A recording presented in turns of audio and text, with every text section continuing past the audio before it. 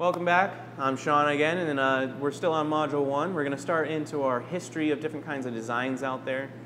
Our first one we're going to go into is the longbow. It's the most widely used bow throughout history, and it wasn't the first bow, but the longbow was made famous by the English.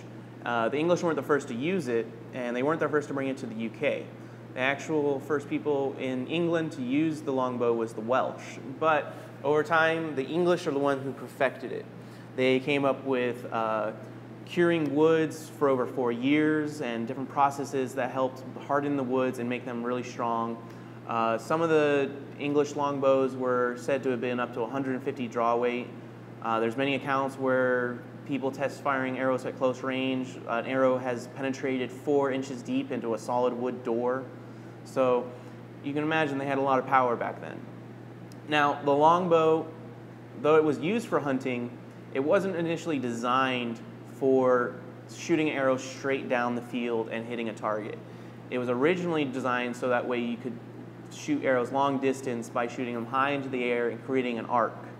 And what that developed was the actual broadhead, which acted as a large weight. So what the longbow would do is fire the arrow up into a high arc to overreach any castle walls.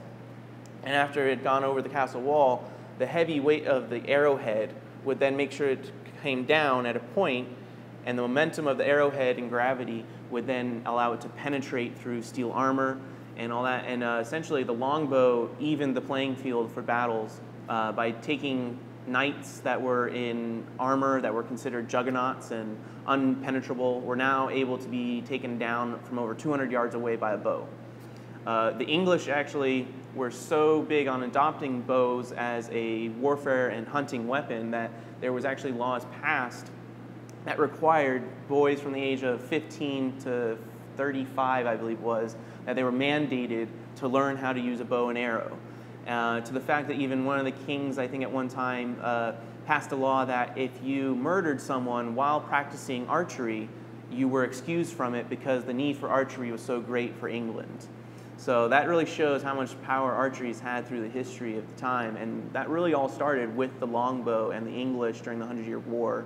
And they really perfected the longbow and made it into an army that was very feared out of its power of having little people. They would go into battle with maybe 500 archers against 2,000 men, and they would still walk away at the end of the day winning because the archer had taken down hundreds of those men before they even got within feet of the army. So you can see from the history of the longbow and its power that it has throughout that history.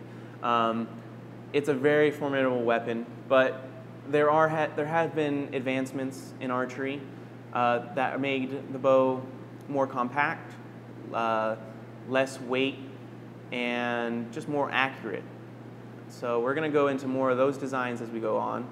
And so you can really decide if you want to make other kinds of bows outside of the projects we do in this series, this is going to allow you to pick a design for yourself.